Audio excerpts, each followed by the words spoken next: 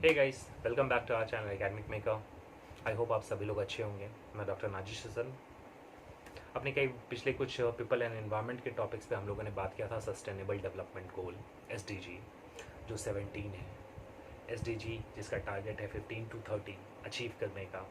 पर उससे पहले हम लोगों ने एक बहुत इंपॉर्टेंट टॉपिक को छोड़ दिया, एमडीजी मिलेनियम डेवलपमेंट गोल, क्योंकि पहले पैदा हुआ मिलेनियम डेवलपमेंट गोल, आफ्टरवर्ड्स इस दुनिया में आया सस्टेनेबल डेवलपमेंट गोल। क्योंकि वो टॉपिक वर्ल्ड बैंक में आया था, इसलिए मैंने उसको पहले आपसे डील कर लिया। सस्टेनेबल डेवलपमेंट गोल और मिलेनियम डेवलपमेंट गोल के बारे में हम लोगों ने काफ़ी बातें की हैं, बट आज हम लोग फोकस करेंगे रियो समिट के बारे में एंड साथ साथ में millennium development goal. Millennium development goal है क्या?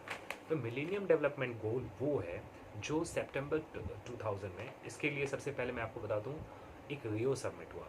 रियो समिट को कहा जाता है अर्थ समिट भी। अर्थ समिट जो रियो दे जिनेरो में हुआ था, ठीक है।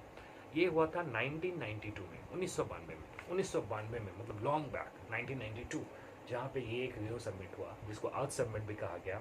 ये रियो दे जिनेरो में हुआ जिसको अर्थ समिट भी कहा जाता है, ठीक है। अब रियो समिट में किन किन चीज़ों के बारे में बात हुआ? तो वहाँ पे सेटअप हुआ मिलेनियम डेवलपमेंट गोल, जो 8 गोल्स थे। 8 गोल्स थे, 191 कंट्रीज जो इसके लिए एग्री किए। ये हुआ इम्प्लीमेंट हुआ सितंबर 2000 में एंड फिनिश हुआ अचीव बाय द ईयर 2015। वैसे कहने को होता है, बहुत ज़्यादा इसमें अचीवमेंट होता नहीं है, क्योंकि मैं जैसे ही आपको बताऊंगा कि सस्टेनेबल मिलेनियम डेवलपमेंट गोल कौन कौन से थे, फिर आप कहोगे कि इस दुनिया में बहुत सारी चीज़ें बोलने के लिए वो साबित होती नहीं है या फिर अचीव नहीं होता है, ठीक। बट हाँ, जीके है, कंपटीशन एग्जाम्स में इनसे क्वेश्चंस आते हैं, तो हम लोगों को पता नहीं रहेगा तो हैंडल कैसे करेंगे। बढ़ते अपने टॉपिक की तरफ। सितंबर 2000 में आया ये एमडीजी मिलेनियम डेवलपमेंट गोल, जो पैदा हुआ था रियो समिट, जो अर्थ समिट भी कहा जाता है, ठीक है। इसके 18 टारगेट थे जिसमें पार्टिसिपेट किया था 191 कंट्रीज ने। 18 टारगेट एंड 48 इंडिकेटर्स, 48 इंडिकेटर्स। सवाल हो सकता है कि कितने इंडिकेटर रियो समिट के गए हैं, या एमडीजी के कितने इंडिकेटर्स गए, कितने टारगेट रहे। तो ये सारी चीज़ें आपको याद रखनी पड़ेगी, और ये स्टैटिस्टिकल आंकड़ा है तो आपको याद रखना ही पड़ेगा। अब बात करते हैं ये कैसे हुआ। यूएन नेशन इस्टेब्लिशमेंट हुआ 24 अक्टूबर 1945 को, सेकेंड वर्ल्ड वॉर के बाद, जिस टाइम पे आपका वर्ल्ड बैंक भी IBRD 1944 के बाद वो जो पैदा हुआ, तो सबसे पहले आया एमडीजी, ठीक है।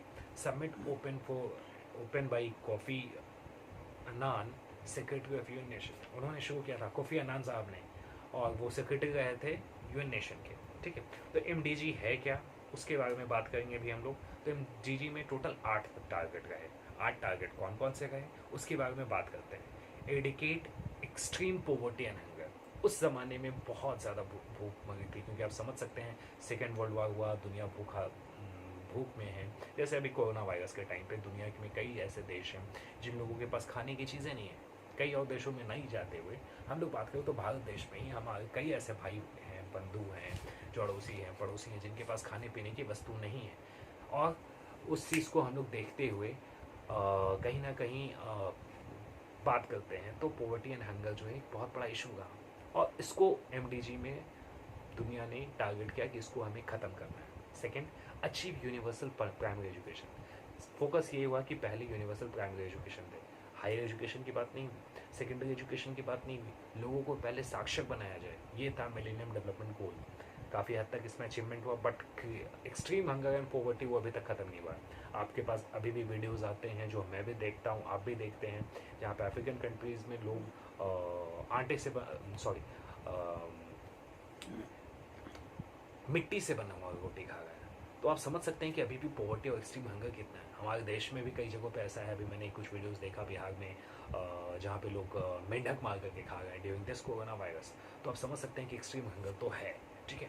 Next, promote gender equality and empower women. यहाँ पे बात हुई जेंडर क्वालिटी के बारे में भी, और महिलाओं को एम्पावरमेंट करने के बारे में भी बात हुई। जेंडर इक्वालिटी अगर नहीं रहेगा, सभी लोगों के बीच में एक समान मौका अगर आप नहीं देंगे, तो आप आगे नहीं बढ़ पाएंगे। आप लॉन्ग बैक जाइए, क्योंकि ये काफ़ी हद तक इसमें अवेयरनेस हुआ, बट आज भी पूरी तरीके से वो इम्प्लीमेंट नहीं हुआ। लॉन्ग बैक जाइए, महिलाओं को कितना पढ़ने की आज़ादी थी, कितने मोबाइल यूज़ करने की आज़ादी थी, कब उनकी शादी हो जाती थी। आपकी मम्मी हैं, आपकी नानी हैं, आपके दादी हैं, आप उनसे पूछ सकते हैं, वो बताएंगे आपको कि हाँ कब इनकी शादी हुई, कैसे हुआ, क्यों हुआ, किस एज पे हुआ, इक्वालिटी थी सच में या नहीं थी।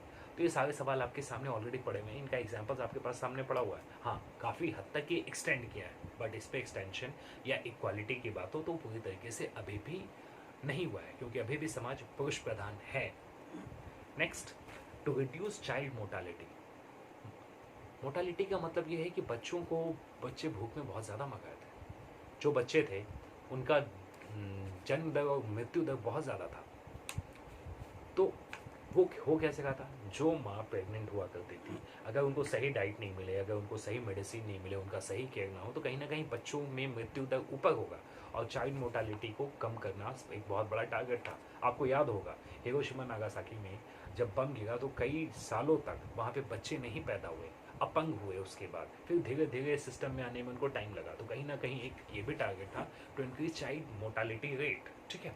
Next, to improve maternal health.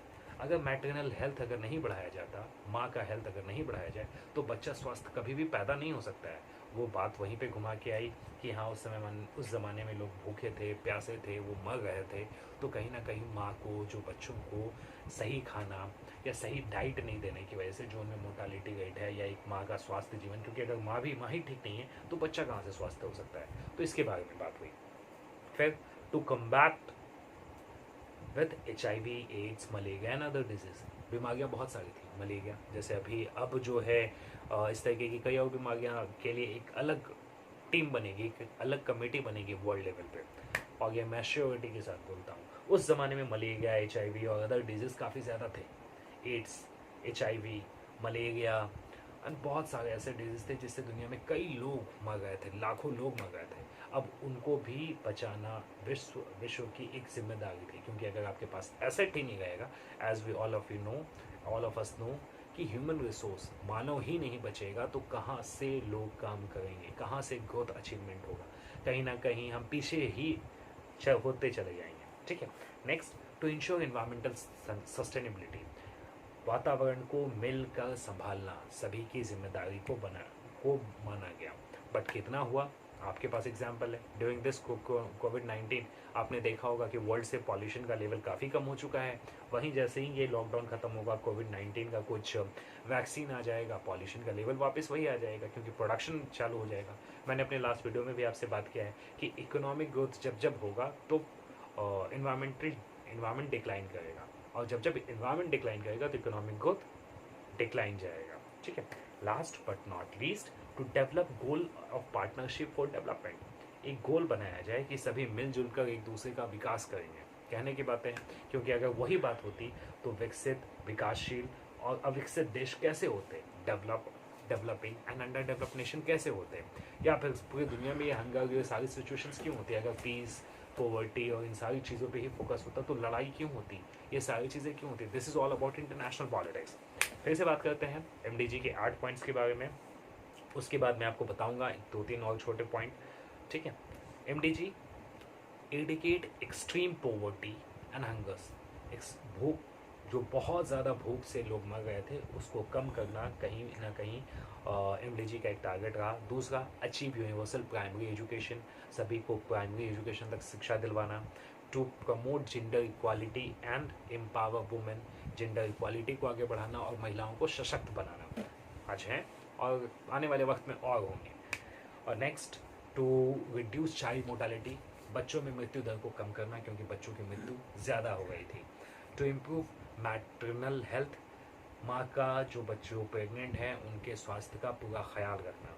Next, to combat HIV, AIDS, malaria and other disease, malaria, HIV और अदर जो डिजीज़ हुआ करते थे उनको कंट्रोल करना। नेक्स्ट, इंश्योर इन्वायरमेंटल सस्टेनेबिलिटी, वातावरण को एक अच्छे तरीके से सस्टेन करना, उसको अच्छे तरीके से सही डायरेक्शन में लेके जाना, और पर्यावरण को मिलजुल कर संभालना, पर्यावरण सभी की जिम्मेदारी को बनाना।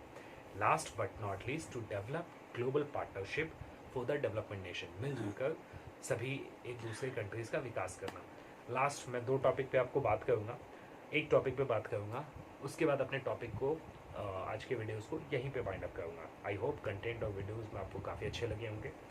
बात करते हैं वर्ष 2011 सेंसस का एक आंकड़ा है जिसमें भारत में प्रति 1000 पुरुषों में 943 महिलाएं ही रही सिर्फ। आज का कितना है? थोड़ा कुछ बड़ा है, वो राजस्थान और कुछ ऐसे लोकेशन जहाँ पे महिलाओं का रेट काफ़ी कम था, वहाँ पे थोड़ा कुछ बड़ा है। बाकी 2021 की जनगणना सेंसस होने के बाद ये आंकड़ा हमें अच्छे से क्लियर हो पाएगा। तो मिलते हैं अपने अगले वीडियो में, बात करेंगे। Till then stay tuned, bye bye, thank you very much.